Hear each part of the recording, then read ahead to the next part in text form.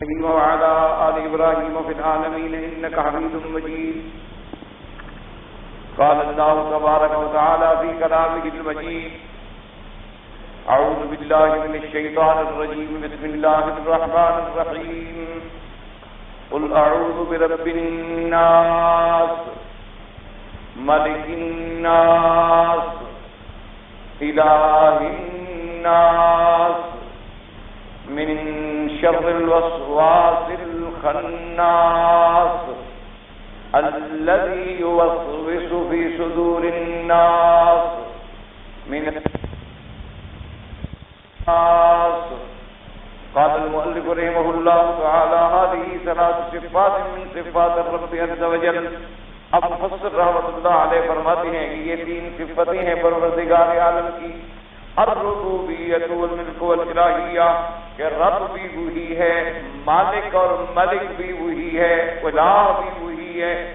فهو رب كل شيء ومليكا، وہ ہر کائنات کی ہر چیز کا پالنے والا، پیدا کرنے والا، اور اس کا مالک اور اس کا بادشاہ اور معبود برحق.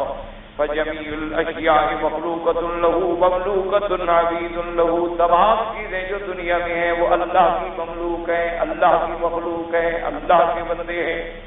فأمر المستعيذ أن يتعوذ بالمتصف بهذه الصفات من شر الوسواس الخناس.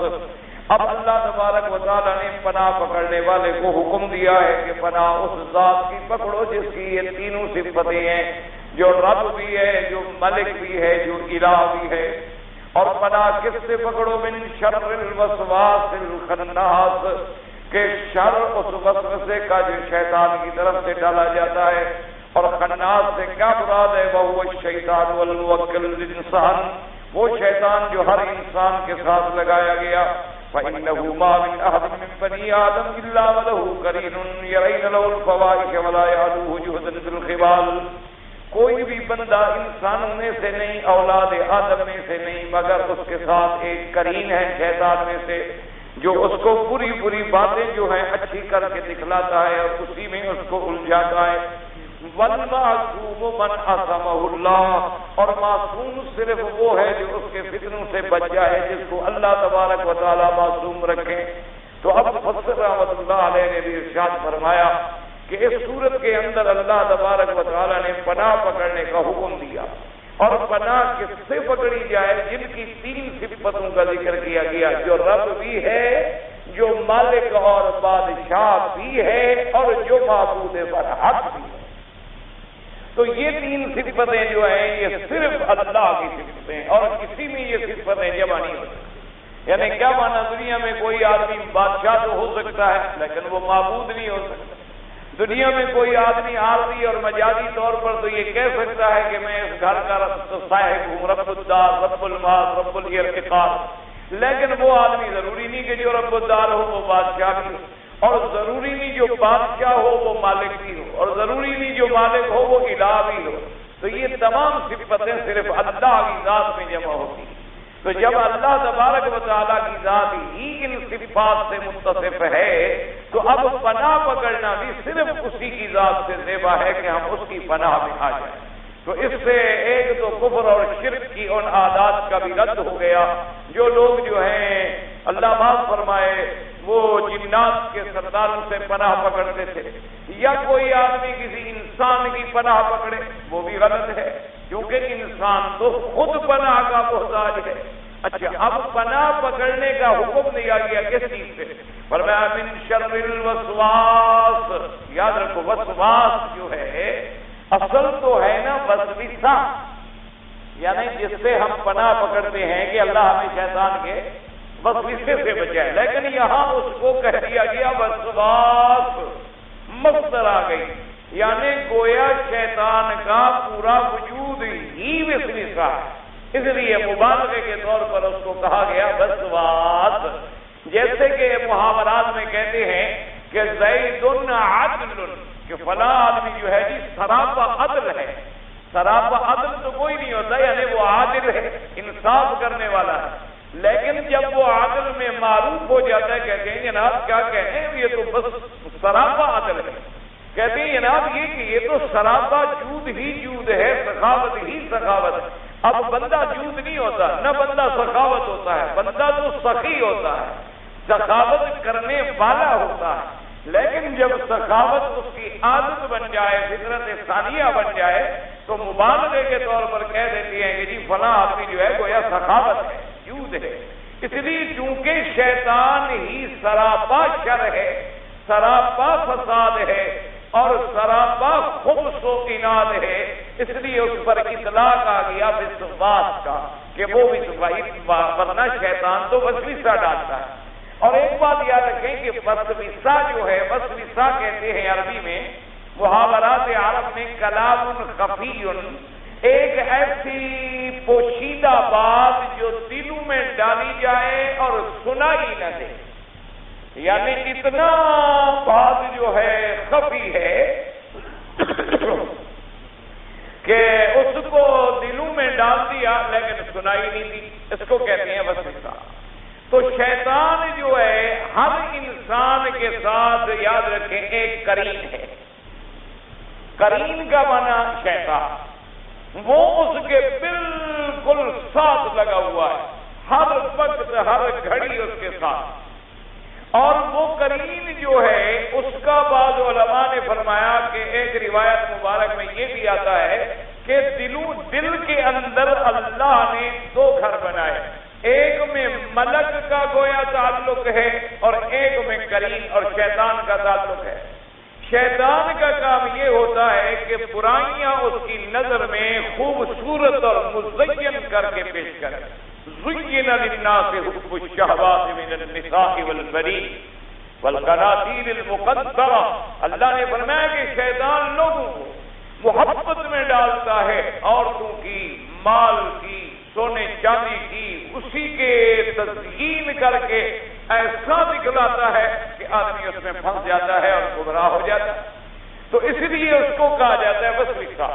اور وسوسہ ڈالنے کے پھر شیطان کے بعد بھی اللہ معاف فرمائے، یعنی اتنے خطرناک پیش ہیں کہ اس کے مکر سے کوئی بچ بھی نہیں سکتا جب تک اللہ نہ بچائے، جب تک اللہ تبارک و تعالی ہمیں اپنی پناہ میں نہ دے دے۔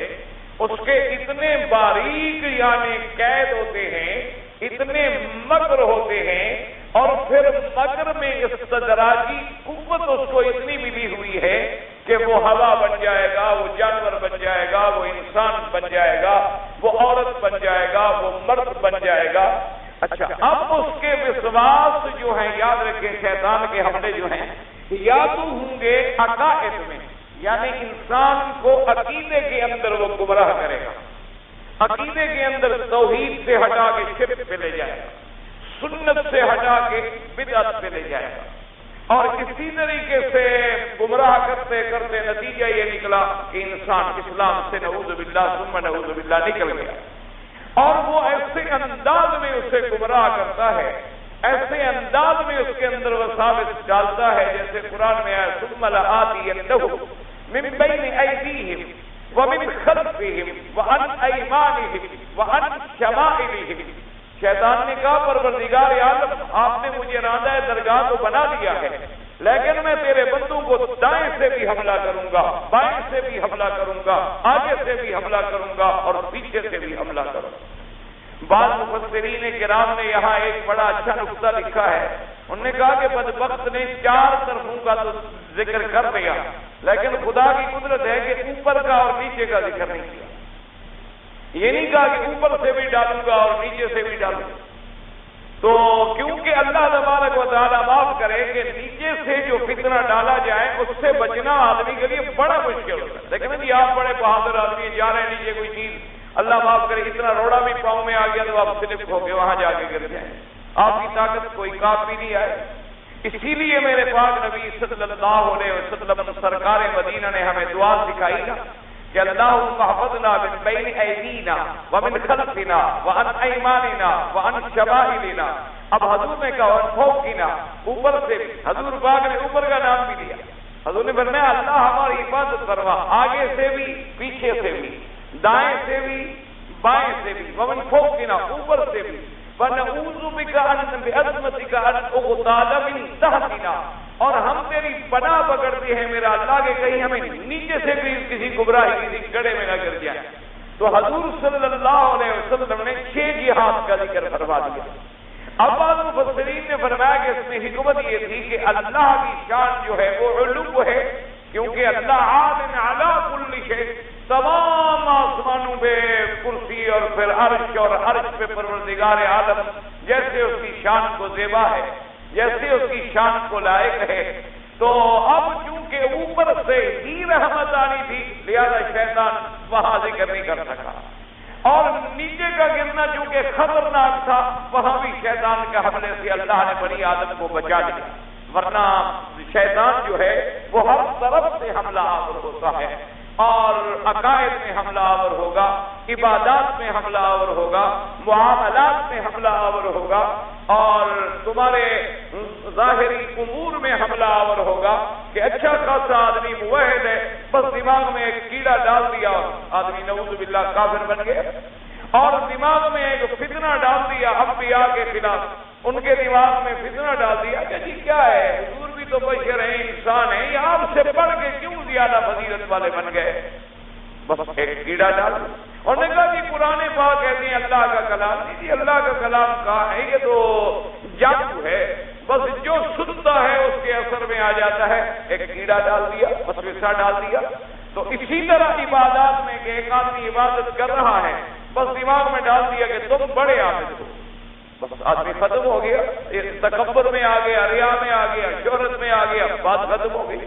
ایک عالم بیچارہ دین کا کام کر رہا ہے، اس کے دماغ میں ایک کیڑا ڈال دیا کہ آپ کی معاشرت، آپ کی خدمات جو ہے نا دین کی، آپ نے تو سارے علماء کو پیچھے چھوڑ دیا، آپ نے بڑا دین کا کام کیا، بس کسی تکبر میں آیا سارا کچھ ختم ہو گیا، برباد ہو گئی محنت ساری کی ساری. تو ہر قسم کے وہ وساوس ڈالتا ہے. اور یہ بات بھی یاد رکھیں کہ شیطان ہے تو ہر آدمی کے ساتھ، ہے تو ہر آدمی کے ساتھ، لیکن جو اللہ کے خاص بندے ہوتے ہیں ان پر شیطان کا جادو نہیں چلتا، ان پر شیطان کا غلبہ نہیں ہوتا. یعنی وسوسہ تو ڈال دیتا ہے، آدم علیہ السلام کو بھی قسم کھا کے دھوکے میں ڈال دیا، جا کے قسم کھا لی اللہ تبارک و تعالی وَقَاسَمَهُمَا إِنِّي لَكُمَا لَمِنَ النَّاصِحِينَ، جا کے قسم کھائی اما حوا اور آدم علیہ السلام کے سامنے کہ جی میں تمہارا بڑا خیر خواہ ہوں، اور میں اللہ کی قسم کھا کے کہہ رہا ہوں کہ اس درخت کو آپ چکھ دیں گے تو بس ہمیشہ آپ رہیں گے جنت میں، کبھی نکلیں گے. میں نے تمہارے بھلے کے کہہ رہا ہوں، آگے آپ کی مرضی ہے. تو اب حضرت آدم علیہ السلام جیسے اللہ کے پیغمبر، اللہ کے نبی اور پاک انسان جس کو اللہ نے زمین میں خلافت کے لیے منتخب فرمایا، جس کو اللہ نے اپنی طرف سے علم عطا فرمایا، ان کو تو یہ کبھی تصور بھی نہیں ہو سکتا تھا کہ کوئی آدمی خدا کے نام پر بھی جھوٹی قسم کھا سکتا ہے. تو حضرت آدم علیہ السلام نے بھی اعتبار کر دیا، مان لیا، قسم پر اعتبار کر کے طرف چکھ لیا، اور اللہ کی طرف سے امتحان اور ابتلا میں مبتلا ہو گئے. تو اس لیے بہرحال لیکن یعنی وہ اللہ کے پاک بندوں پر تسلط کر سکے یہ نہیں ہو سکتا. اس لیے قرآن نے فرما دیا، اللہ نے جہاں اس نے کہا ہے نا کہ جی میں گمراہ کروں گا، اللہ نے فرمایا جاؤ گمراہ کرو، لیکن جو میرے بندے ہیں ان پر تیرا زور نہیں چلے گا. ان عبادی لیس لک علیہم سلطان، اللہ نے فرمایا جو میرے بندے ہیں ان پہ تیرا کوئی زور نہیں چلے گا، جاؤ جتنا مرضی آئے تم زور لگا. اور اسی طرح قرآن نے دوسری جگہ کہا انہ لیس لہ سلطانہ، اس کا کوئی غلبہ الا الذین یتولونہ، مگر ان پہ غلبہ ہوتا ہے جو خود شیطان سے دوستی رکھتے ہیں، جو شیطان سے خود دوستی کرنا چاہتے ان پر تو پھر غلبہ ہو گیا، دوستی بن گئی پکی. انما سلطانہ علی الذین یتولونہ والذین هم بہ مشرکون، جو کافر ہیں، جو مشرک ہیں، یا جو شیطان سے دوستی رکھنا چاہتے ہیں ان پر اس کا غلبہ ہوتا ہے. اسی لیے ایک جگہ شیطان نے خود بھی اعتراف کیا، فَبِعِزَّتِكَ لَأُغْوِيَنَّهُمْ أَجْمَعِينَ إِلَّا عِبَادَكَ مِنْهُمُ الْمُخْلَصِينَ، کہنے لگا تیری عزت کی قسم ہے، تیرے غلبے کی قسم ہے، میں تیرے بندوں سب کو گمراہی میں ڈال دوں گا، مگر جو تیرے خاص بندے ہیں ان پر میرا زور نہیں چلے گا، ان پر جو ہے میرا جادو نہیں چلے گا، لیکن ورنہ میں تمام کے تمام بندے جو ہیں ان کو گمراہیوں میں ڈال دیں. اور اس لیے یہاں لفظ ہے اس کے بارے میں وسواس. اب ہر بندے کے ساتھ قرین ہے، یاد رکھو. باقی یہ شبہات اسی طرح شیطان شبہ وہ جی اگر قرین ہے تو کہاں ہے ہمیں نظر نہیں آتا، بس ایک شبہ ڈال دیا دماغ میں، اب اسی کو آدمی سوچتا جا رہا. اور یہ کہتے ہیں فرشتے ہیں کرامن کاتبین لکھنے والے، جی کہاں ہیں ہمیں نظر نہیں آئے، کبھی ہمیں ملے نہیں. اور وہ کون سی روشنائی استعمال کرتے ہیں، کون سا کاغذ استعمال کرتے ہیں، اور کیا وہ ہمارے کندھوں پہ بیٹھے رہتے ہیں. اور ایک فرشتہ جو ہے وہ تو اتنا بڑا ہوتا ہے، انسان اس کا تحمل کیسے کر سکتا ہے. اور پھر جناب یہ ہے کہ ہم سو جاتے ہیں تو وہ کہاں بیٹھے ہوتے ہیں. اور جناب ہم اگر کمرہ بند کر دیں، لاک کر دیں، تو پھر اندر کیسے وہ فرشتے آ جائیں گے. شبہات دماغ میں ڈال دیے، بس انسان گمراہیوں کا شکار. انسان اسی میں بھٹکتا چلا گیا. بھائی جو پروردگار عالم ماں کے بطن کے اندر تمہیں روٹی پہنچا سکتا ہے، تمہیں غذا پہنچا سکتا ہے، وہاں ماں کے بطن کے اندر تیری شقاوت و سعادت کے فیصلے کر سکتا ہے. تیری عمر، تیرا اجل، تیری شکل، تیرا رنگ، تیری صورت کی تبدیلیاں کر سکتا ہے. تو اس خدا کے آگے مشکل ہے کہ اپنے فرشتوں کو تیرے ساتھ بھیج دے اور تجھے نظر نہ آئے. یہ کون سی بڑی بات ہے؟ حالانکہ کوئی ایسا مسئلہ نہیں ہے، لیکن شیطان نے ایک جو ہے شبہ ڈال دیا. اسی طرح شیطان نے ایک شبہ ڈال دیا کہ دیکھو جی ہماری اپنی بہن ہے، ہمارے گھر میں پلی ہے، بڑی ہے، جوان ہوئی ہے، وہ ہمیں جانتی ہے، ان کو جانتے ہیں. بھائی کا بہن سے تو نکاح حرام ہے اور دوسرے کی لڑکی سے حلال ہے. عجیب بات. ہم دوسری اجنبی عورت کو گھر میں لے آئیں تو گھر میں اپنی پلی بڑی بیٹھی ہے، اس کو کیوں نہ گھر میں رکھ لیں، اسی سے کیوں نہ نکاح کر لیں. ایک شبہ ڈال دیا دماغ کے اندر، ایک کیڑا ڈال دیا. اب آدمی کسی میں بھٹکتا چلا گیا، خوار ہوتا چلا گیا. اللہ تبارک و تعالی رحمت فرمائے تو پھر وہ راستے سے ہٹ جاتا ہے. اور جو اللہ کے بندے ہوتے ہیں جن کا تعلق اللہ سے ہوتا ہے، وہ تو بات ہی اعوذ باللہ من الشیطان الرجیم سے شروع کریں گے تو قریب کیسے آئے گا.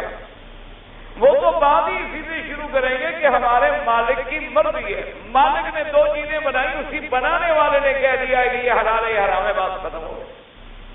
جب بنانے والے کا یہ حکم ہے تو اگر ہمیں اس کی حکمت سمجھ نہ آئے تو ہمارا عقل ناقص ہے. یہ تو نہیں کہ بنانے والے کا حکم غلط ہے، ہماری سوچ غلط ہے، ہمارا فکر غلط ہو سکتا ہے، لیکن اللہ کا حکم جو ہے وہ غلط نہیں ہو سکتا. تو اس لیے یاد رکھیں یہ شیطانی وساوس جو ہے اللہ تبارک و تعالیٰ اس سے پناہ عطا فرمائے.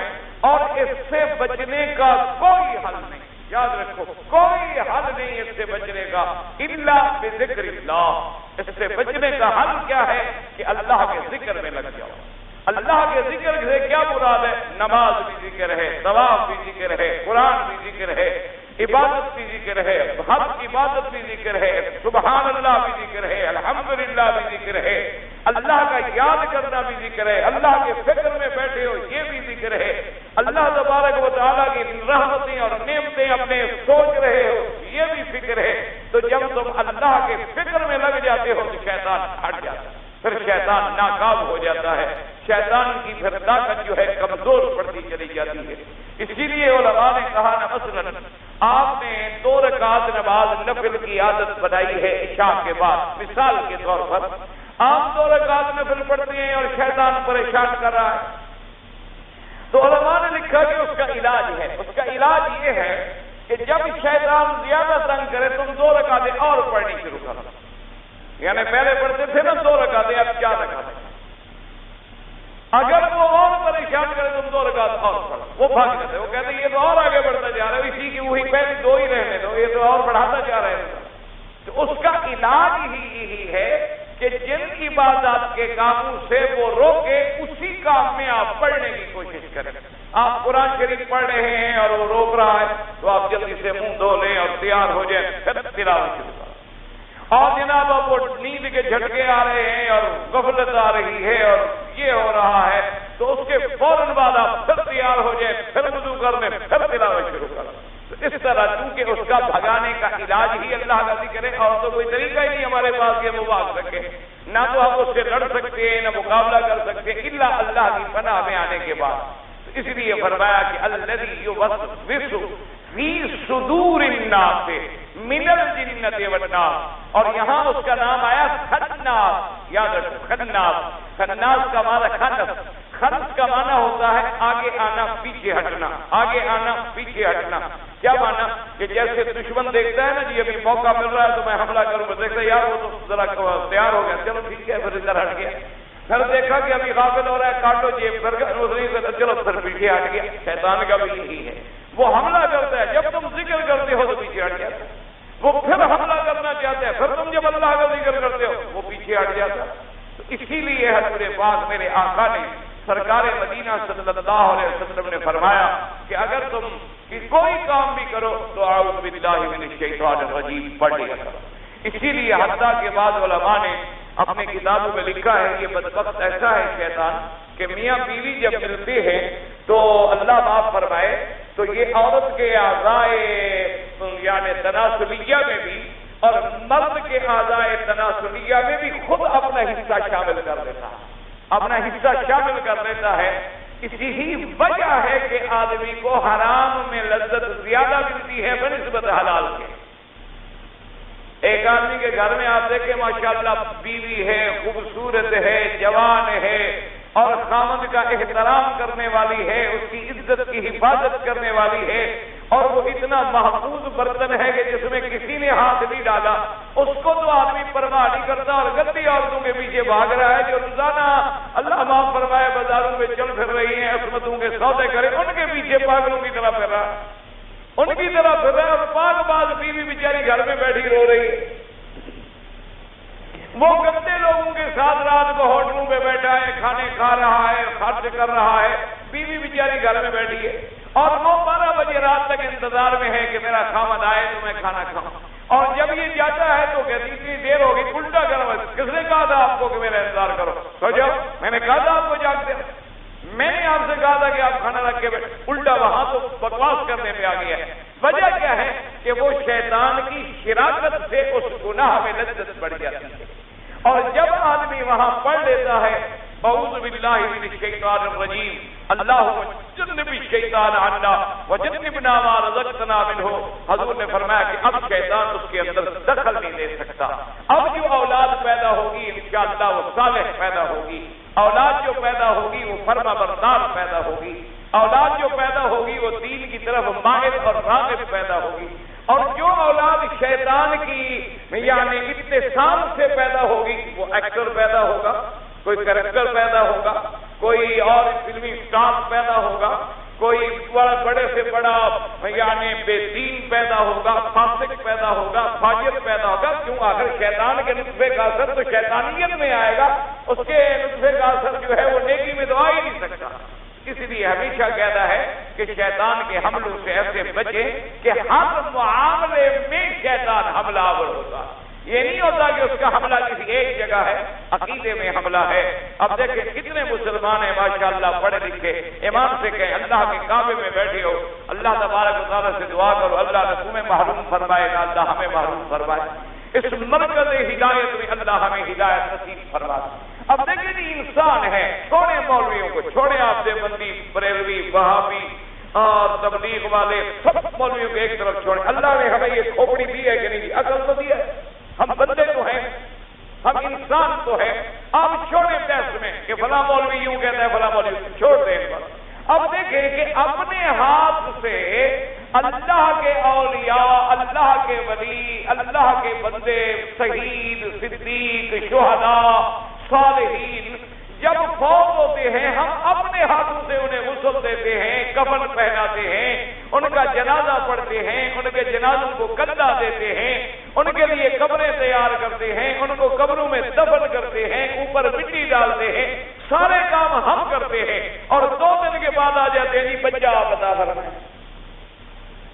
وہ اللہ کے بندے جو قبر بنانے میں ہمارا محتاج تھا، غسل دینے میں ہمارا محتاج تھا، اس کا کندھا میں جنازہ لے جانے میں ہمارا محتاج تھا، اور جنازے کی دعا میں ہماری دعاؤں کا محتاج تھا، اب وہ نیچے جانے کے بعد کیسے مشکل کشا بن گیا، کیسے حاجت روا بن گیا؟ ارے عقل کی بات ہے، 2 اور 2 4 کی بات، اس میں کسی مسئلے کی ضرورت ہی نہیں ہے، ایک سیدھی سی بات ہے۔ لیکن جی مجھے اگر فرض محال آپ پوچھیں جی کہ محلہ بسملہ کہاں ہے، میں نے وہ راستہ نہیں دیکھا مثلا، تو میں آپ کو راستہ کیا دکھلاؤں گا؟ جب راستہ دکھلانے میں خود کسی کا محتاج ہوں تو میں تمہیں کیا راستہ بتلاؤں؟ اچھا ہم دیکھتے رہتے ہیں دنیا میں کہ اللہ کے بعد اولیاء ہیں جو نابینا ہو گئے، تو اب وہ محتاج ہیں، کوئی ان کی لکڑی پکڑے، کوئی ان کا ہاتھ پکڑے، وہ خادم کے محتاج ہے، وہ لکڑی کے محتاج ہے، وہ اٹھانے والے کے محتاج ہے، بعض بزرگ بیچارے معذور ہو جاتے ہیں، ریڑی کے محتاج ہے، ریڑی چلانے والے کے محتاج ہے، تو یہ جب زندہ ہیں تو محتاج ہیں اور قبر میں جا کے حاجت روا اور مشکل کشا بن گئے، یہ کیسے ہو سکتا ہے؟ کوئی بات ہے؟ لیکن بس ایک کیڑا شیطان ڈال دیتا ہے، بات ختم۔ وہ کہتا ہے میاں اللہ کے پیارے ہیں، ان کے راز کا تم کو پتہ ہی نہیں۔ اللہ کے بھائی اس کا کوئی علاج ہے؟ یعنی کتنے لوگ ہیں اب بھی جو ہیر اور رانجھا کی قبر پہ جا کے باقاعدہ سجدے کرتے ہیں، اور لکھا ہوا ہے یہ قبر ہے حضرت رانجھا رحمت اللہ علیہ، اور اسی طرح مرزا صاحبہ کی قبر ہے، اور اس سے پوچھو کہ پتہ ہے واقعہ کیا ہے صاحبہ وغیرہ کا، تحقیق سنو، وہ واقعہ میں خود لکھا ہے۔ ایک آدمی کی لڑکی اغوا ہو گئی تھی، تو وہ لڑکی کو ڈھونڈتا پھر رہا تھا، تو لڑکی کو ڈھونڈتے ڈھونڈتے وہ اس بستی میں آیا جہاں وہ کوئی صاحبہ تھی، پتہ نہیں کیا بلا تھی، اللہ معاف کرے، وہ اس کی ماں وہاں بیٹھی تھی، اس نے آگے پوچھا کہ میری بیٹی گم ہو گئی ہے، تو میں اس کو ڈھونڈ رہا ہوں، تو آپ کی اس بستی میں تو میری بیٹی نہیں آئی، تو اس نے کہا جاؤ جاؤ آگے آپ پوچھنے کے لیے، جو گندی عورتیں نکلتی ہیں ان کا مجھے پتا ہوتا ہے، میں تو ریکارڈ لے کے بیٹھی ہوئی ہوں، جس کی بیٹی نکلے میں یہاں خبر لے کے بیٹھ جاؤں۔ تو وہ بھی ناراض ہو گئی، ناراض ہو گئی تو بزرگ کو جو غصہ آیا اس نے کہا اچھا تیری بیٹی بھی تیرا نام اسی طرح دنیا میں روشن کرے، تو اس کی بیٹی کو وہ بد دعا لگی تو وہ بھی عشق میں مبتلا ہوئی اور پوری دنیا میں بدنام ہوئی، جب مر گئی تو رحمت والی بیوی بن گئی۔ کیا اس کا کوئی علاج ہے؟ کسی کے پاس کوئی علاج ہے؟ آپ اس علاقے میں جا کے کہیں انشاءاللہ سر پہ ایک بال بھی نہ ملے، گنجا کر دیں، سیدھا کر دیں مار مار کے، کہیں کہ بی بی ہیر کی توہین کرتا ہے۔ وہ کہتے ہیں اتنی شان والی بیوی ہے کہ روزے کے اوپر چھت نہیں ہے، اور جب بارش برستی ہے تو شان والی بیوی ہے کہ پانی کا قطرہ قبر پہ نہیں آتا، یعنی جو اللہ کی رحمت ہے وہ دنیا میں بھی نہیں آتی اوپر۔ اور وہاں یہ کرامت ہے کہ دیکھو جی چھت نہ ہو اور پانی اندر نہ آئے، بڑی بات ہے کہ اللہ کی رحمت سے محروم ہو جائے آدمی۔ تو بہرحال یہ ایک بس قصہ ہے، ڈال دیا، انہوں نے کہا چھوڑے وہابیوں کو کیا پتا، وہ عاشق تھے عاشق، اور جب تک عشق نہ ہو، دیکھو بھائی نبی کا عشق نہ ہو تو مسلمان ہو سکتے ہو، اللہ کا عشق نہ ہو تو مسلمان ہو سکتے ہو، کعبے کا عشق نہ ہو تو مسلمان ہو سکتے ہو، ابن کثیر کا عشق نہ ہو تو تم پڑھا سکتے ہو۔ ہاں یہی تو راز ہے، یہ لڑکوں سے شروع ہوتا ہے اور خدا تک پہنچتا ہے، ابتدا ہوتی ہے لڑکوں سے، پہلے مجازی ہوتا ہے پھر تیر پٹڑی بدل کے اس کو حقیقی بنا دے۔ اور خدا کا خوف کریں تو حضرت بلال نے پہلے کس لڑکے سے عشق کیا؟ کوئی لڑکے کا نام تو لو نا، حضرت ابی بکر، حضرت عمر، حضرت عثمان، حضرت علی خلفائے راشدین، اللہ صحابہ میرے مدنی محمد مصطفیٰ کے، وہ بھی مجازی عشق میں پہلے آئے پھر حضرت نے پٹڑی بدلی۔ عقل کی بات کریں، اللہ تبارک و تعالیٰ سے دعا کریں، اللہ رحمت کرے۔ اسی طرح وساوس ڈالتے ہیں اور دماغوں میں، اور آدمی الجھ جاتا ہے اور آدمی کا عقیدہ برباد ہو جاتا ہے۔ اور یہ بھی کہنا ہے ہمیشہ یاد رکھنا کہ وسوسہ جب ڈالا جاتا ہے تو اب یہ ہے حضور کی محبت کے بہانے میں گمراہ کرے گا، بظاہر دعویٰ ہوگا حضور کی محبت کا، لیکن ایسا گمراہ کرے گا کہ انجام شرک ہو۔ بظاہر دعویٰ ہوگا اولیاء اللہ کی محبت کا، لیکن پہنچائے گا کہاں؟ جہاں کفر ہوگا۔ بظاہر دعویٰ ہوگا حضرت علی اہل بیت کی محبت کا، پہنچائے گا کہاں؟ صحابہ کی دشمنی پر، حضرت معاویہ رضی اللہ تعالیٰ عنہ کو گالیاں دینے پر، اور صحابہ رضوان اللہ علیہ اجمعین کو تبرہ اور سب کو شتم کرنے پر۔ پہلے آپ کے سامنے اہل بیت کی عظمت بیان کرے گا کہ اہل بیت سبحان اللہ جی۔ اور دیکھو جی نماز میں بھی تو حکم ہے نا، علی آل محمد والا آل محمد علی آل ابراہیم والا آل ابراہیم۔ دیکھو جی نماز میں بھی تو آل ہے نا، اور جناب نماز میں صحابہ تو نہیں ہے نا، آیا دماغ میں کیڑا بس یہیں سے آدمی پھٹکا، انہوں نے دماغ میں ڈالا کہا اللہم صلی علی محمد وعلی آل محمد کما صلیت علی ابراہیم وعلی آل ابراہیم فی العالمین انک حمید مجید۔ دیکھو انہوں نے کہا جی یہاں لفظ آل ہے، اصحاب نہیں ہے، تو بادشاہ آل نہ ہو تو پھر تو کچھ نہ ہوا نا۔ انہوں نے کہا یہاں اب آل کے، حالانکہ اس بیچارے کو پتہ نہیں ہے کہ آل کا لفظ عام ہے، یاد رکھنا آل کا لفظ جو ہے عام ہے، اہل کا لفظ جو ہے خاص ہے، یاد رکھو کیا مانا۔ آل کا لفظ جہاں اچھوں کے لیے استعمال ہوتا ہے وہاں غلط کے لیے بھی استعمال۔ قرآن نے کہا آل فرعون ہے، قرآن میں آل فرعون کہ نہیں ہے؟ کہ میں نے خود لکھا ہے، ہاں جی، ادخلوا آل فرعون اشد العذاب۔ اچھا اب مجھے بتائیں فرعون کے صرف بچے جائیں گے عذاب میں؟ یعنی فرعون جو 6 لاکھ کا لشکر لے کر گیا موسیٰ علیہ السلام کے مقابلے پر، جن کو اللہ نے دریا میں غرق کیا، وہ سارا 6 لاکھ جہنم میں جائے گا یا صرف فرعون اور فرعون کے بچے؟ ہاں جی سمجھو مسئلہ، سمجھو خدا کے لیے ایک مسئلہ جو سمجھ جاؤ نا میری محنت کا بات۔ اور میں 1.5 گھنٹہ اپنے پھیپڑے ضائع کر دوں اور تم ایک بات بھی یاد نہ رکھو تو پھر میری بدقسمتی ہے، تم تو پھر بھی اچھے ہو نا، تمہیں تو کوئی پیر فقیر مل جائے گا، مجھ پہ تو وہ بھی ناراض۔ کہا کہ مولوی مکی صاحب آپ ہمارے پیروں کے خلاف بڑے سخت زبان استعمال کرتے ہیں، ہمارے پیروں نے ایسی بد دعا کی ہے کہ خدا نے تمہیں بے گھر کر دیا، اپنے گھر سے ملک سے بھی نکالا، تم اپنے ملک سے بھی ملک بدر ہو گئے، تمہارا ملک چھوٹ گیا، بڑے زمیندار فنے خاں بنے پھرتے تھے، سردار بنے پھرتے، کہاں تمہاری زمینیں شمینیں، وہاں جا کے موٹر بھی اپنی خود چلاتے ہو، ڈرائیور بھی خود بنے پھرتے ہو، چپراسی بھی خود بنے پھرتے ہو، سودا لینے بھی خود جاتے ہو، کرائے کے مکانوں میں رہتے ہو، کیسے ہماری بد دعا لگی ہے ہمارے پیر۔ میں نے اس کو خط لکھا، میں نے کہا یار تمہارا مرشد کامل معلوم ہوتا ہے، اس کو کہو ایک بد دعا مجھے اور کرنا، اگر اس کی بد دعا سے ملک چھوٹ کے مکہ مدینہ ملتا ہے تو ایک بد دعا اور کر دے کہ اللہ میری قبر بھی مدینے میں بنا، اللہ مجھے موت بھی مدینے میں دے دے، میں تاکہ مرنے کے بعد بھی اترنا ہو، ایک مجھے بد دعا اور کروا دو، میں تیرے پیر کا بڑا شکر گزار۔ تم اس کو مہربانی کرو، اس کو کہو جی دعا کرے وہ ابھی مرے اس سے مدینے میں دفن ہو، بس ایک بد دعا اور کر دو، خدا کرے وہ بھی مجھے لگ جائے۔ بس میری تو یہی تمنا ہے تاکہ مدینے والے دن، قیامت والے دن جب میرا بدنی پاک میدان حشر میں جائے تو یہ کتا بھی ساتھ ہو تو کہیں بچ جائے، کہیں جہنم کی آگ سے بچ جائے کہ چلو جیسا مجرم ہے حضور کے ساتھ آ رہا ہے، ہمسایہ ہے، گندا ہے، اچھا ہے، جیسا ہے آ تو گیا ہے، ایک اور بد دعا کر دو تو انشاءاللہ ریاض ہو جائے گی۔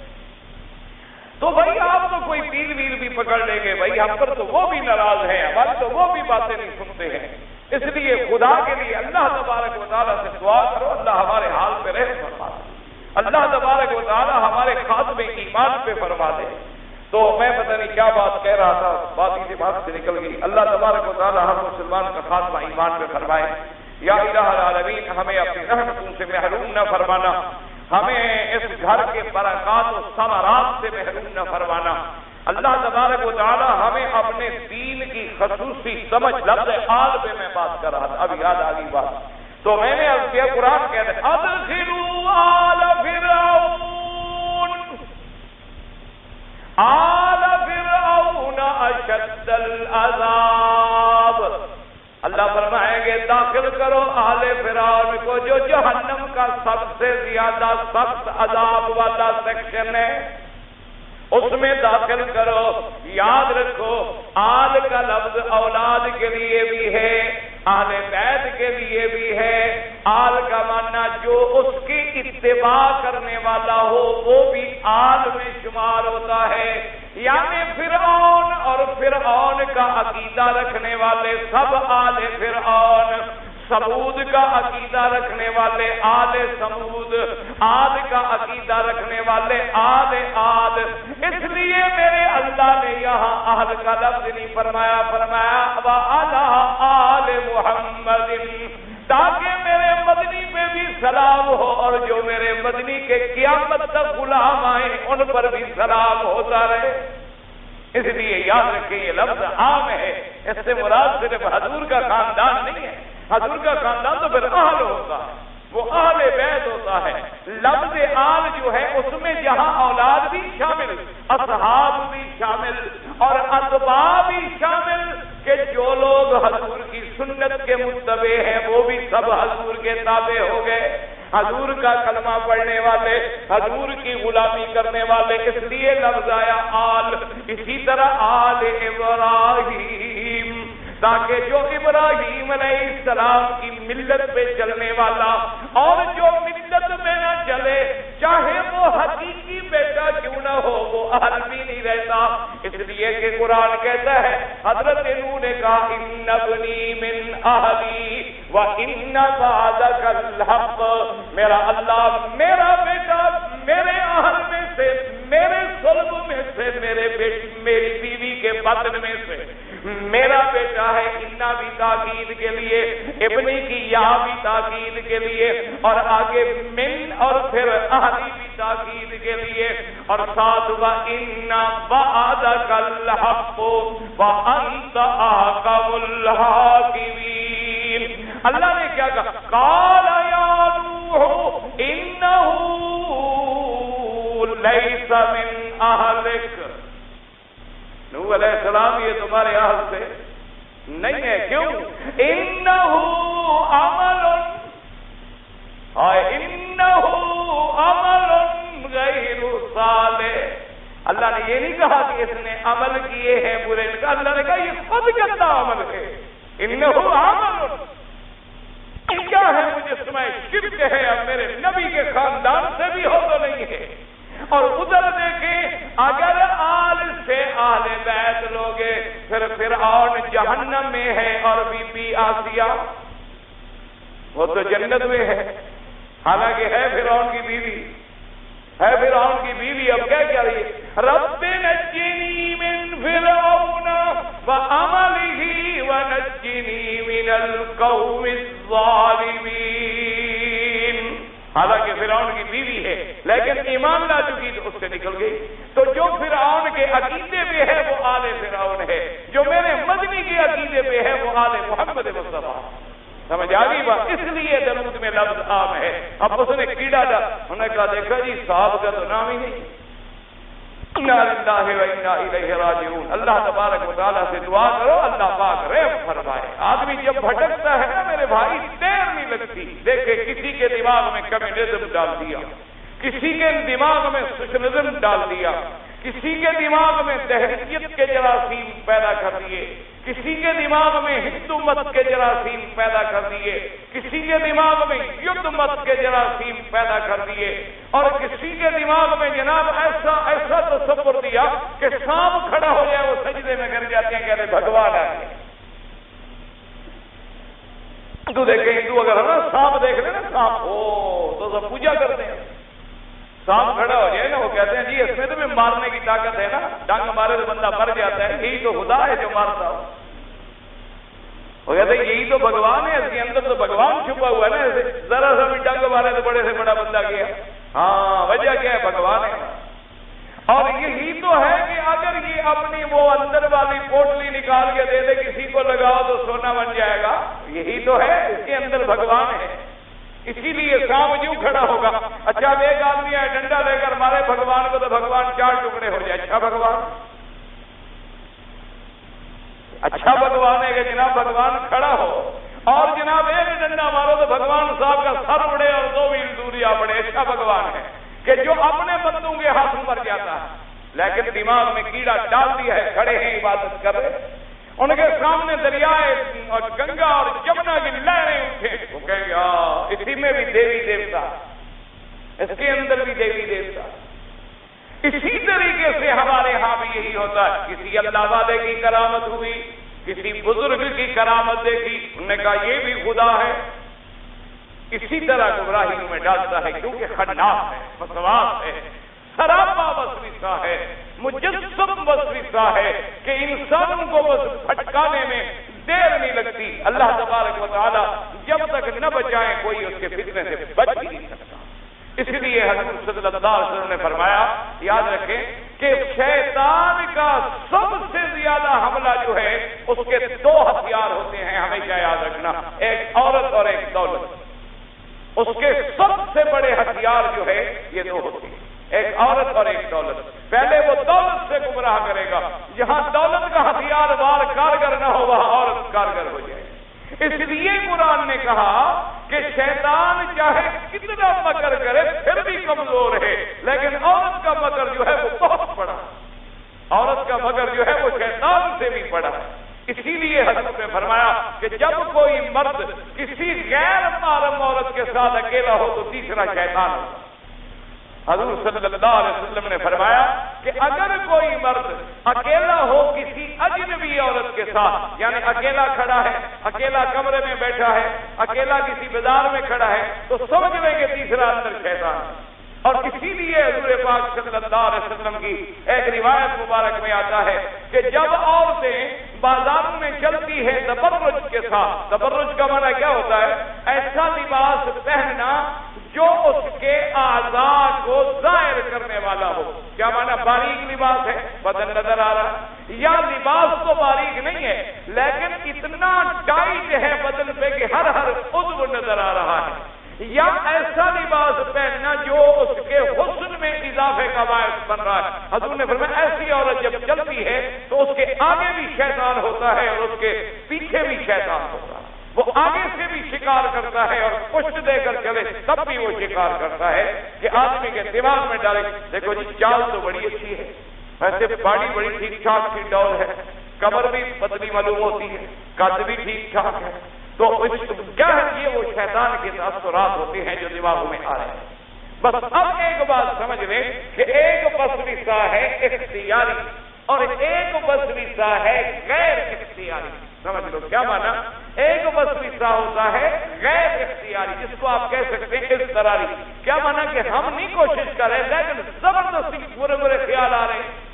ہم تو نماز پڑھ رہے ہیں، ہم تو اللہ اکبر کر کے کھڑے ہوئے ہیں لیکن گندے گندے خیال آ رہے ہیں، اب آدمی کو اسی وقت گندی گندی باتیں دماغ میں آ رہی ہیں۔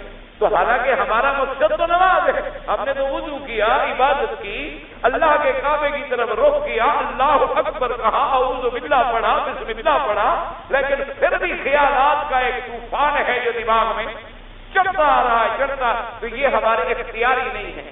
اور جو اختیاری نہ ہو خدا کی رحمت ہے کہ اللہ نے وہ معاف کر دیا۔ سمجھ آ گئی؟ اس پر جو ہے ہم پر کوئی مواخذہ نہیں ہے۔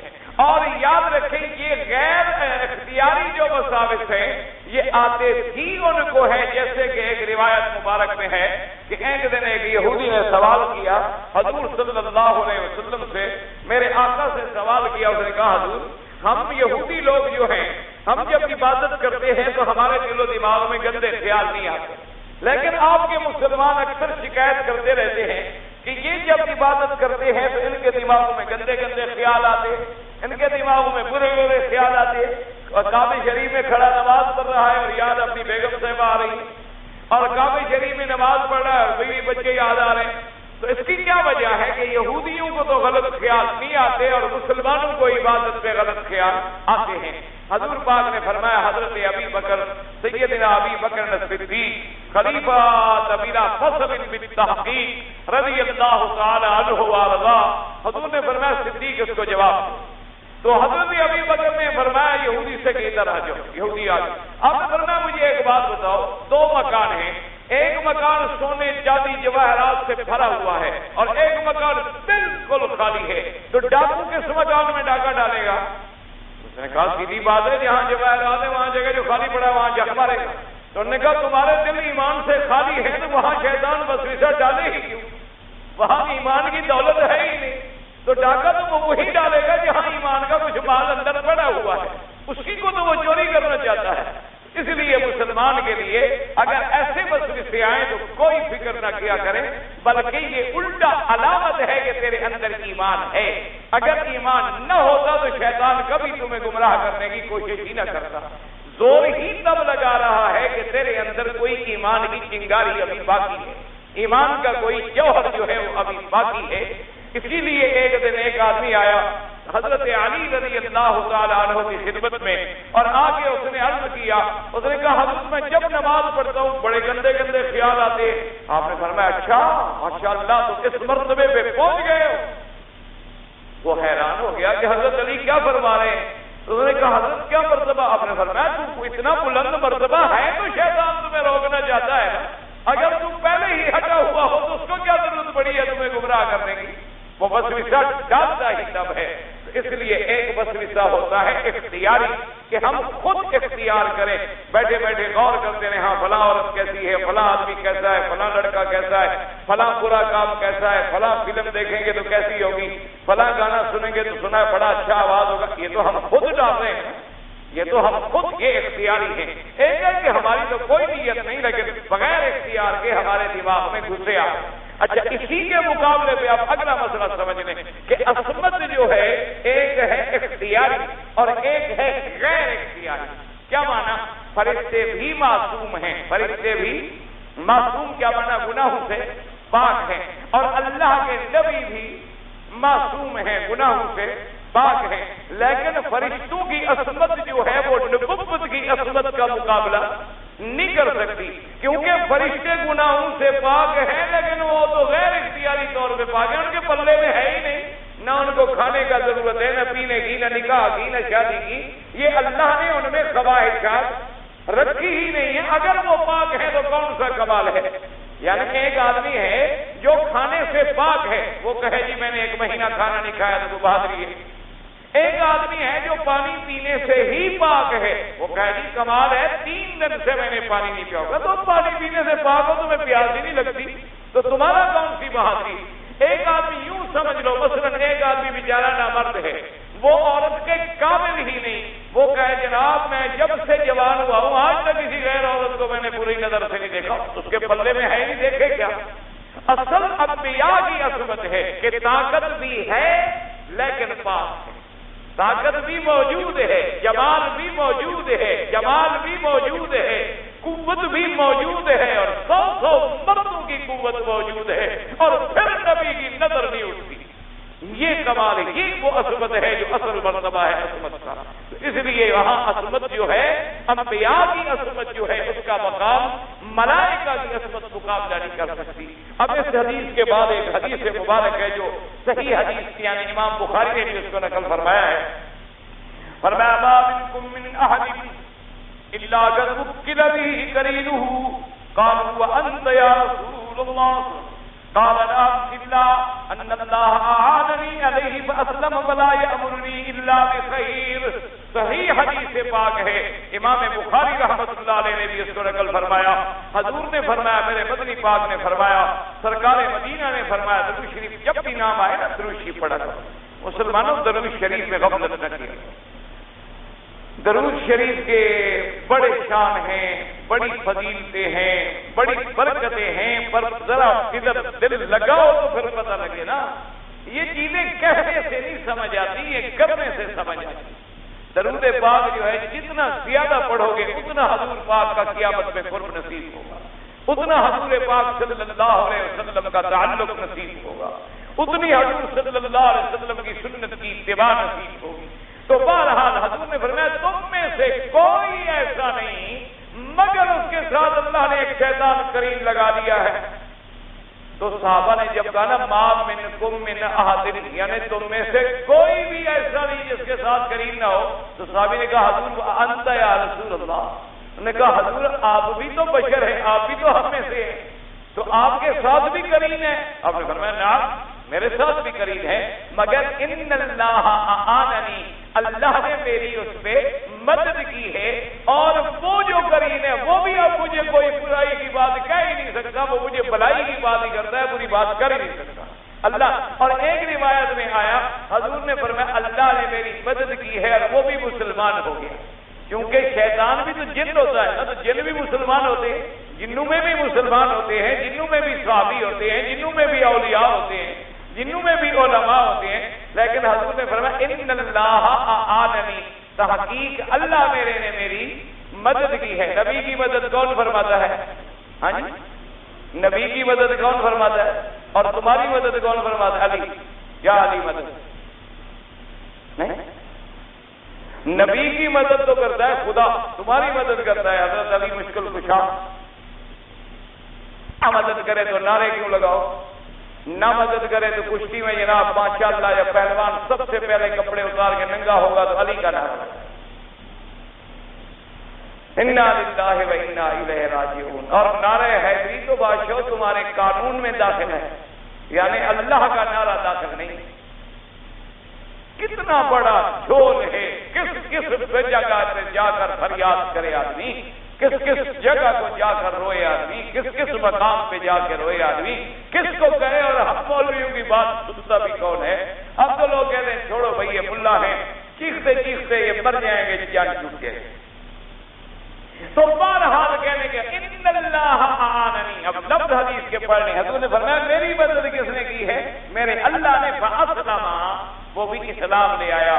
فلا یامرنی الا بخیر، اور وہ مجھے کوئی حکم نہیں کرتا مگر بھلائی کا، وہ بھی مجھے برائی کی بات نہیں کر سکتا، کیونکہ جب میرا مدنی سراپا خیر ہے، جب میرا مدنی سراپا معصوم ہے، جب میرے مدنی پاک کو اللہ نے ایسی عصمت عطا فرمائی ہے کہ اگر شیطان بھی، یعنی حضور نے اگر کانٹوں میں بھی قدم رکھا تو اسے بھی گلزار بنا، یعنی اگر کوئی کرین بھی قریب آیا وہ بھی مسلمان ہو گیا، کوئی دشمن بھی قریب آیا وہ بھی مسلمان ہو گیا، لیکن شرط یہ ہے کہ وہ حضور کے قریب آنے کی کوشش تو کرے، دیکھنے کی کوشش تو کرے، سمجھنے کی کوشش تو کرے۔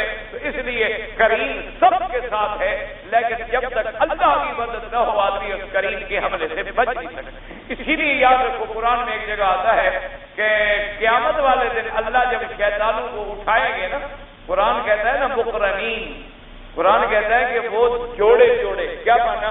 ایک کافر اور ایک اس کا کریم، ایک کافر اور ایک وہ شیطان، ایک کافر اور ایک وہ شیطان، ان دونوں کو زنجیروں میں جکڑ کے اللہ کٹھے جہنم میں ڈالیں، ان کو اللہ تبارک و تعالیٰ کٹھے جہنم میں ڈالیں گے کہ تم بھی اور تمہارا کریم بھی، تم بھی اور تمہارا کریم بھی، تم بھی اور تمہارا کریم بھی۔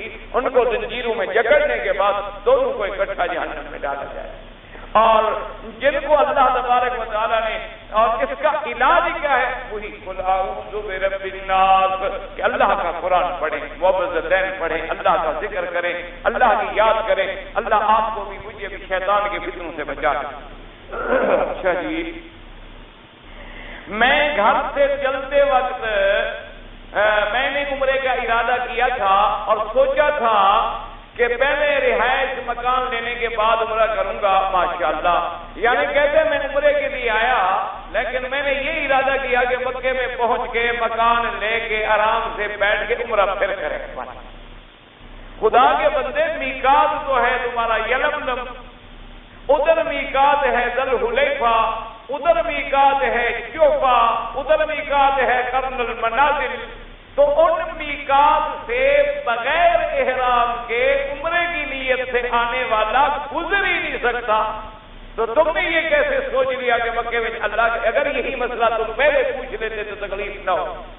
اب یہ ہے کہ عمرہ بھی قضا کریں اور ایک بکری بطور دم بھی ادا کریں، یعنی ایک بکری مکے کی حد میں، حرم کی حد میں لے کے ذبح کر کے غریبوں کو کھلائیں، یا کسی دوست کو وکیل بنا دیں، وہ جا کر ذبح کر دیں، اور عمرہ بھی قضا کریں، اور پھر بھی وہ عمرے کی جو فضیلت آپ کو ملتی ہے اس سے آپ پھر بھی محروم گئے۔ یہ تو آپ قضا کر رہے ہیں، دیکھو نا جی، ایک آدمی کی نماز چلی جائے، قضا کرنے گناہ سے بچ گیا، لیکن جو نماز کی فضیلت تھی جواب کے ساتھ پڑھنے والی، وہ تو کبھی نہیں ملے گی۔ رمضان کا روزہ رہ گیا، ہم نے قضا کر لیا تو ہم گناہ سے تو بچ گئے، لیکن رمضان والا وہ دن تو قیامت تک ہمیں پھر نہیں مل سکتا۔ اس لیے آپ میقات کے عمرے سے محروم ہو گئے، جو اصل فضیلت تھی، جس کو چھوٹا حج کہا گیا ہے، اور اتنی بڑی سعادت تھی۔ تو بہرحال اب آپ عمرہ قضا کر دیں اور ایک دم بھی ادا کر دیں، اور آئندہ ہر آدمی عمرے پہ آئے یا حج پہ آئے، عمرہ کرنے سے پہلے، حج کرنے سے پہلے اپنے اپنے علاقے کے جس عالم پر بھی تمہیں اعتماد ہو اس سے دین کی بات سمجھ لو، اور ایک دو کتابیں لے کے پڑھ لو، جو سمجھ نہ آئے نشان لگا لو، تاکہ جب یہاں آؤ تو تمہیں غلطی نہ کرنی پڑے۔ میری والدہ ضعیف اور بیمار ہیں، وہ حج کرنا چاہتی ہیں، تو میری نیت یہ ہے کہ میں ان کو عمرہ کرا دوں۔ بھئی اگر عمرہ کروا سکتے ہو تو حج کیوں نہ کروا دو؟ جب مکے وہاں رش ہوگا زیادہ سے زیادہ، تمہیں یہ خیال ہے کہ رش ہوگا، اب وہ زمانہ چلا گیا ہے، کار لے لو سیدھا عرفات لے جائے گی، کوئی رش نہیں، واپس آ کے ان کو بٹھا دو، کنکریاں خود مار دو، طواف زیارت 2 دن لیٹ کرا دو، بس رش کا تو مسئلہ ہی نہیں رہا۔ بہرحال اگر وہ ضعیف ہے تم ان کی طرف سے حج بھی کر سکتے ہو، اور اگر چاہو تو ان کو بھی کرا سکتے ہو، ان کو عمرہ کرا دو، بعد میں حج ان کی طرف سے خود ادا کرو، تب بھی کوئی بات نہیں کر سکتے۔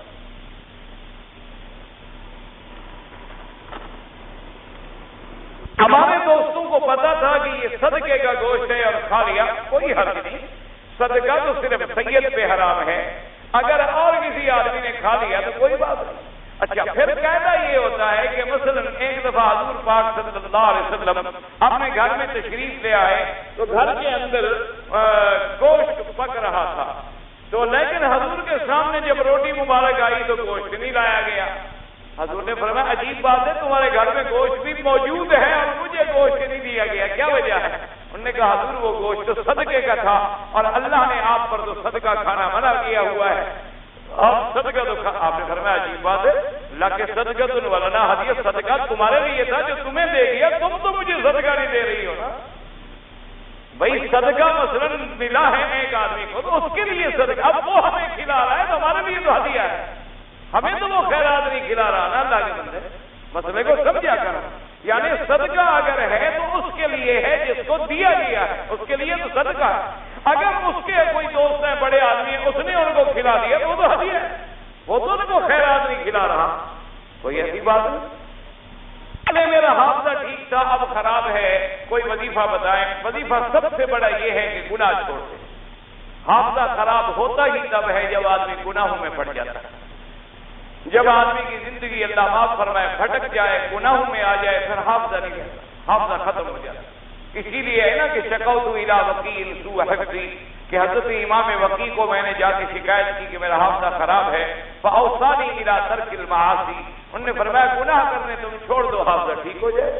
دیکھو نا جی، جب ان اعضاء کو جو اللہ نے ہمارے اپنی عبادت کے لیے بنائے ہیں ہم غلط جگہ پر استعمال کریں گے، خراب ہوں گے کہ نہیں ہوں گے؟ اب کار ہے پکی سڑک کے لیے، آپ اس کو لے جائیں کھڈے میں، آپ اس کو لے جائیں ریت میں، آپ اس کو لے جائیں پہاڑی میں، تو کار کا قصور ہے کہ تمہارا قصور ہے؟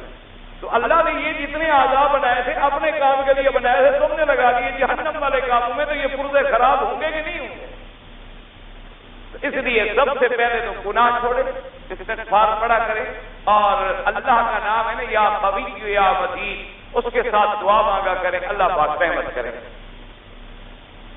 اچھا جی، یہ تو کوئی کیا ہے، آپ کہتے ہیں کہ نیت نہیں ہے، یہ دیکھو نیت ہے، بس یہ دلیل آ گئی، کہاں ہے بھائی؟ صبح کی 2 رکعت سنت نماز کی نیت ہے، نویت ان اصلی للہ تعالی رکعتین صلاۃ الفجر سنت رسول اللہ متوجہا الی الجہۃ الکعبۃ الشریفۃ، اللہ اکبر، یہ کس حدیث میں ہے؟ یہی مجھے دکھا دو، اگر یہی حدیث لکھی ہوئی ہے یا کتاب لکھنے والا نے لکھی ہے، مجھے یہاں آپ کسی میں دکھا دے، لکھا ہو لیجیے بخاری شریف حاضر، مسلم شریف حاضر، سیاہ ستہ کی فلاں حدیث حاضر۔ تو اگر تم لکھ کر چھاپ دو تو وہ بھی میں مسئلہ مان لوں، یہ عجیب بات۔ اور اللہ کے بندے، یہ تمہیں کس نے کہا ہے کہ نیت نہیں ہے؟ انما الاعمال بالنیات، نیت کے بغیر تو کوئی عمل ہوتا نہیں، لیکن نیت کا مقام دل ہے، زبان نہیں۔ مسئلہ سمجھو، یعنی زبان سے یہ ساری عبارت دہرانے کی ضرورت نہیں ہے، یہی عبارت ہمارے دل میں ہے تو نیت ہو۔ مثلا اب ہم یہاں کھڑے ہیں کس نماز کے لیے؟ یہی نیت، بس ختم ہوگی، ورنہ ہم کیوں کھڑے ہیں؟ بھئی ہم جو حرم میں رکے ہوئے ہیں کس لیے رکے ہوئے ہیں؟ اچھا، ایک آدمی یہاں سے اٹھ کے جاتا ہے حجر اسود پہ جا کے بسم اللہ، تو کیوں جا رہا ہے؟ طواف یہی ہے۔ اب اس کو زبان سے کہنا کہ 4 رکعت نماز عشاء وقت صبح 8 بجے بروز اتوار شام، اور پیچھے اس امام کے منہ طرف قبلہ شریف کے ثنا برائے اللہ کے، دعا برائے میت کے، پیچھے مولوی فقی کے، یہ بدعت ہے، یہ بدعت ہے، سیدھی سی بات ہے۔ اگر آپ کسی جگہ مجھے دکھا دیں میں معلوم مسئلے کو سمجھا کرو. نیت تو ضروری ہے لیکن نیت کا زبان سے کہنا وہ ضروری نہیں ہے. یہ سمجھو مسئلہ. نیت تو ضروری ہے, نیت کے بغیر بھی کوئی عمل ہوگا. اچھا جی, حضور اکرم معراج پہ گئے تھے تو ساتھ کون تھے؟ حضرت جبرائیل علیہ السلام, اور تو کوئی نہیں تھے. یہ آپ کو ملنگوں نے کہا ہے کہ حضرت علی بھی ساتھ تھے. حضرت علی نہیں گئے تھا, وہ تو ہجرت والی رات بھی نہیں گئے. زمین پہ نہیں گئے تو آسمان پہ کہاں جاتے؟ ہجرت والی رات بھی حضور کے بستر پہ سوتے رہے, ساتھ ابو بکر گیا. سمجھ آیا مسئلہ؟ تو جو زمین پہ بھی ساتھ نہیں گیا آسمان پہ کہاں جائے؟ تو جبریل علیہ السلام حضور صلی اللہ علیہ وسلم کو لے گئے, اور حدیث میں ہے, یاد رکھو, جب دروازہ آسمانوں کا کھٹکھٹایا گیا, پوچھا گیا من کون؟ فقال انا جبرائیل, نے کہا کہ میں جبرائیل ہوں. قال من معک, تمہارے ساتھ کون ہے؟ قال محمد رسول اللہ. تو حدیث میں موجود ہے ساتھ جانے والا کون ہے؟ جبریل. سمجھ آ گئی بات؟ یاد رکھو. اگر ایک آدمی اپنی بیوی لیٹے ہوئے ہیں اور بچہ رونے لگ گیا تو عورت بچے کو دودھ پلا سکتی ہے؟ کوئی بات نہیں, پلا سکتی ہے. جی ہم اگر کہتے ہیں کہ یا رسول اللہ نہ کہو, تو بریلوی حضرات کہتے ہیں کہ نماز میں تو کہتے ہو ایھا النبی و رحمت اللہ ہے, تو یہ نماز میں کہنے کا حکم ہمیں کس نے دیا ہے؟ ہاں جی, اگر یا رسول اللہ والا حکم بھی دکھلا دو ہم کہنا شروع کر دیں. جھگڑا تو ہے ہی نہیں. جھگڑا تو اس بات میں ہے کہ جہاں حکم ہے وہاں کہو, جہاں حکم نہیں وہاں نہ کہو. ایک دوسری بات یہ ہے کہ نماز معراج میں ملی تھی. حضور نے کہا تحیات للہ والصلوات والطیبات, اللہ کی طرف سے جواب ملا والسلام علیک ایھا النبی ورحمۃ اللہ. تو ہم اسی بات کو دہرا رہے ہیں, ہم حاضر ناظر جان کے خطاب نہیں کر رہے. اسی لیے آیا کہ نماز مومن کی معراج ہے. کیا مانا؟ گویا ہم اس معراج والے قصے کو سامنے رکھے ہوئے کہ حضور حاضری کر رہے ہیں اور اللہ سلام بھیج رہے ہیں. یہ نہیں کہ ہم اپنی طرف سے مخاطب ہو رہے ہیں. جیسے آج کوئی کہتا ہے مثال کے طور, جیسے اللہ نے فرمایا یا ارض ابلعی ماءکی ویا سماء اقلعی, اے زمین اپنے پانی کو پی جاؤ, ایسا آسمان اپنا پانی بند کر لو. یہ حکم کس نے دیا تھا؟ تو اب جب ہم پڑھ رہے ہیں تو اسی حکم کو دہرا رہے ہیں کہ ہم زمین کو حکم دے رہے ہیں. ہاں جی, ہم جب پڑھ رہے ہیں یا ارض ابلعی, یا تو یہاں بھی ہے تو ہم زمین کو حکم دے رہے ہیں, یا قرآن میں جو ہے اسی کو پڑھ رہے ہیں. تو یہ بھی جو نماز میں اللہ نے سکھلایا تھا اسی کو ہم نقل کر رہے ہیں. یہ نہیں کہ ہم اس کو خطاب کر رہے ہیں, یہ ہم حاضر ناظر سمجھ رہے ہیں. بات کو سمجھ. اسی طرح سے آپ دیکھیں نا, مثلا قرآن پاک میں آیا کہ موسیٰ علیہ السلام گئے اور فرعون کو جا کے دعوت دی. تو اس نے کہا کہ یا موسیٰ, موسیٰ علیہ السلام نے کہا یا فرعون,